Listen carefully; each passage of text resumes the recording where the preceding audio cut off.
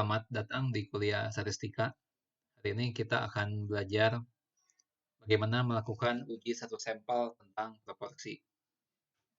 Proporsi yang dimaksud di sini adalah berapa bagian dari suatu populasi memenuhi kriteria tertentu. Saya ambil contoh kasus misalnya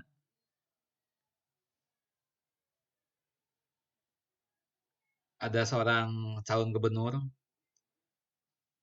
yang ingin melakukan survei awal. Dia ingin menguji apakah lebih dari 70% masyarakat pemilih akan mendukungnya. Nah, dalam hal ini 70% itu merupakan suatu proporsi. Dan kriteria tertentu di sini adalah pemilih yang akan mendukung calon gubernur itu. Jadi di dalam contoh ini yang dianggap memenuhi kriteria adalah masyarakat yang akan memilih calon gubernur itu. Sedangkan yang tidak memenuhi kriteria adalah masyarakat yang tidak akan memilih calon gubernur itu. Atau misalnya di dalam suatu proses produksi,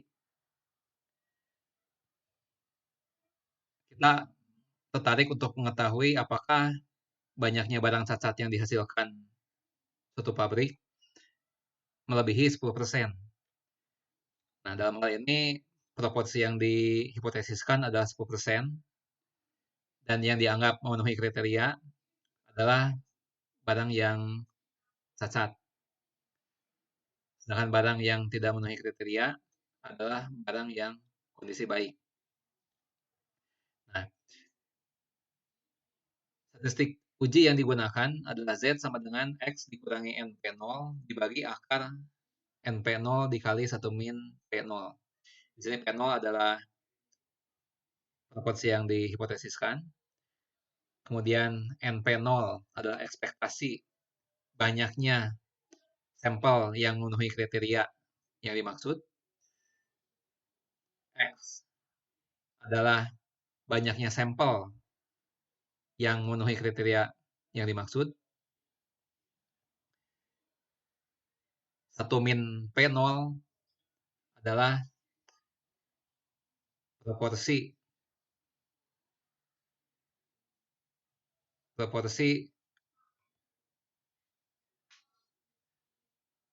anggota populasi yang tidak memenuhi kriteria yang dihipotesiskan. Nah, untuk menggunakan statistik ini, ada 2 syarat yang harus dipenuhi, yaitu adalah bahwa ekspektasi banyaknya sampel yang memenuhi kriteria tidak boleh kurang dari 5, dan ekspektasi banyaknya sampel yang tidak memenuhi kriteria juga tidak boleh kurang dari 5. Untuk lebih memahami uji ini, kita lihat sebuah contoh kasus. Di sini ada seorang calon gubernur yang mempunyai harapan lebih dari 70% masyarakat pemilih akan mendukungnya. Nah, kemudian sebelum voting dilangsungkan, ia ingin mengetahui terlebih dahulu apakah harapannya akan terkabul atau tidak. Karena itu diambillah 50 sampel anggota masyarakat yang memiliki hak suara. Dan ternyata 40 di antaranya menyatakan akan memberikan suara bagi calon tersebut. Nah, pertanyaannya adalah, apakah hasil sampling ini mendukung harapan calon gubernur tersebut atau tidak? Taraf nyata yang digunakan adalah 0,05. Nah, di sini hipotesis nolnya adalah proporsi populasi sama dengan 0,7. Ya. Nah, di sini maksudnya adalah 70% masyarakat pemilih akan mendukung calon gubernur itu. Sedangkan H1-nya adalah proporsi masyarakat yang akan mendukung calon gubernur itu lebih dari 70%. Ini adalah yang diharapkan oleh calon gubernur itu. alfa yang digunakan adalah 0,05. Statistik uji yang digunakan adalah sebagaimana yang tadi telah disampaikan. Data kritisnya adalah Z lebih dari 1,645. Nilai 1,645 ini diperoleh dari tabel nilai kritis Z. Di sini alfa yang digunakan adalah 0,05. Kita lihat tabel nilai kritis Z. Alfa yang 0,05. Kita lihat nilai kritisnya adalah 1,645. Nah, kemudian data kritis itu digambarkan seperti ini. Nah, kemudian kita hitung nilai Z hasil sampling. Ya. 40 ini adalah banyaknya sampel masyarakat pemilih yang mendukung calon gubernur itu. 50 ini adalah banyaknya sampel. 0,7 ini adalah proporsi populasi yang dihipotesiskan. Nah, sehingga 50 dikali 0,7 yaitu 35 itu merupakan ekspektasi banyaknya sampel yang akan mendukung calon gubernur itu. Ya. Nah, diperoleh hasil nilai Z 1,543. Dan nilai ini ditempatkan di dalam gambar tadi, ternyata jatuhnya di daerah penerimaan. Sehingga dalam hal ini kita tidak boleh menolak K0. Ya. Kesimpulannya adalah hasil sampling tidak mendukung harapan calon gubernur tersebut bahwa lebih dari 70% masyarakat akan memilihnya. Jadi calon gubernur itu mempunyai dugaan bahwa lebih dari 70% yang akan mendukung, tapi rupanya hasil sampling tidak mendukung hal itu. Nah, kemudian kita lanjutkan dengan uji dua sampel tentang proporsi. Ya, di sini kita membandingkan proporsi dari dua populasi yang berbeda. Ya.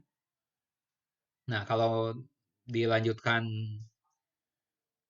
lanjutkan contoh kasus mengenai calon gubernur tadi, ya, bisa saja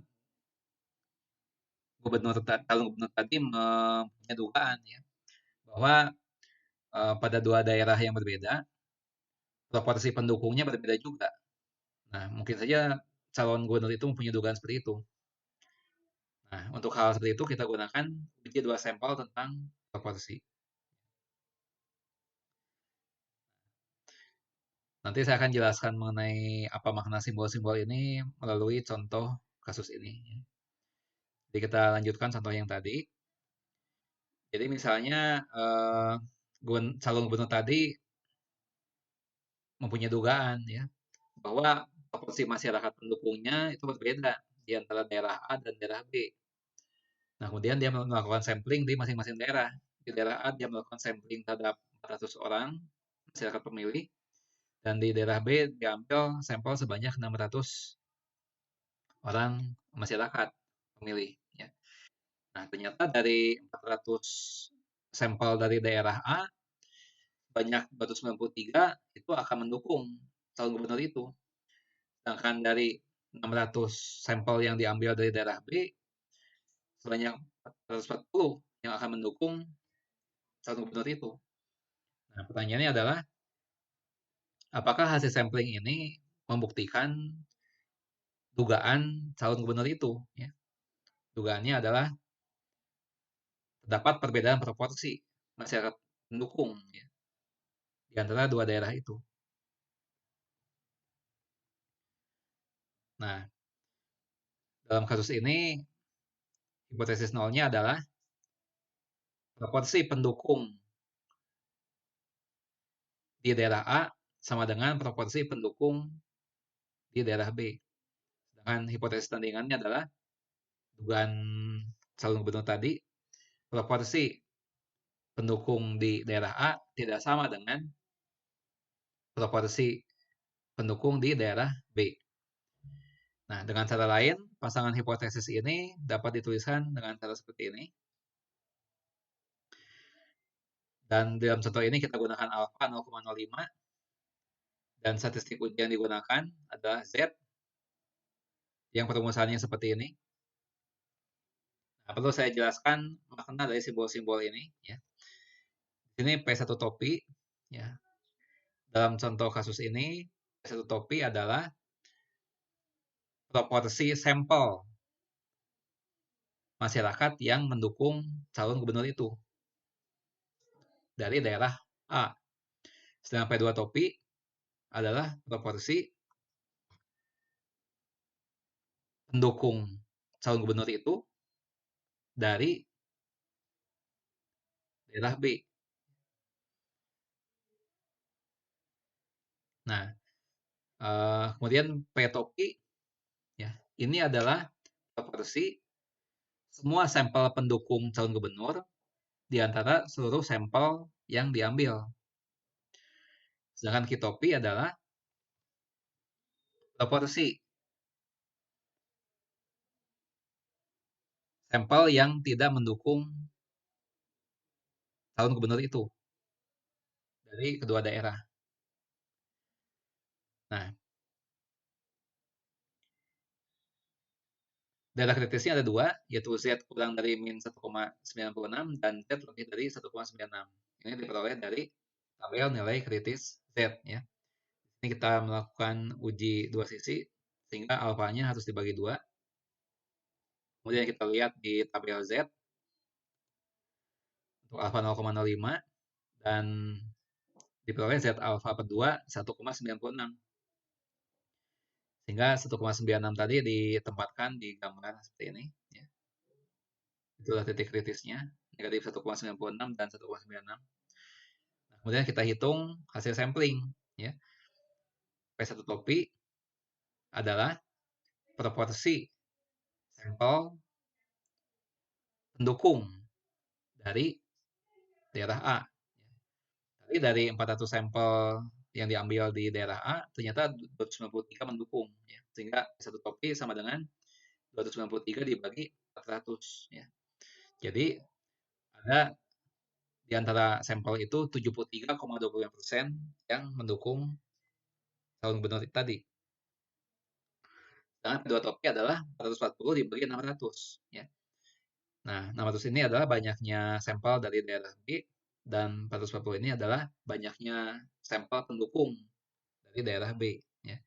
Sehingga dari daerah B ini ada 73,33% yang mendukung calon gubernur itu. Nah, sedangkan P topi adalah proporsi keseluruhan, ya. Proporsi sampel pendukung calon gubernur itu dari dua daerah, ya. Jadi sampel yang diambil semuanya ada 1000, ya, 400 tambah 600, dan total yang mendukung ada sebanyak 600, diulang ada sebanyak 733 sampel yang mendukung, ya. Sehingga di antara semua sampel yang diambil sebanyak 73,3% itu mendukung calon gubernur itu. Nah, sisanya sebanyak 26,70% itulah yang proporsi yang tidak mendukung dari kedua daerah. Nah, kemudian nilai P1 topi, P2 topi, P topi dan Q topi ini dimasukkan ke dalam rumus Z ya, diperoleh hasil negatif 0,03. Nah, kemudian negatif 0,03 tadi ditempatkan di dalam gambar sebelumnya. Ternyata jatuhnya di daerah penerimaan, sehingga di sini kita tidak boleh menolak hipotesis 0. Sehingga kita simpulkan bahwa tidak ada perbedaan signifikan mengenai proporsi pendukung calon gubernur tersebut di kedua daerah pemilihan. Demikian materi statistika mengenai uji satu sampel tentang proporsi dan uji dua sampel tentang proporsi. Untuk kali ini dicukupkan sekian. Sampai jumpa pada materi kuliah yang lain.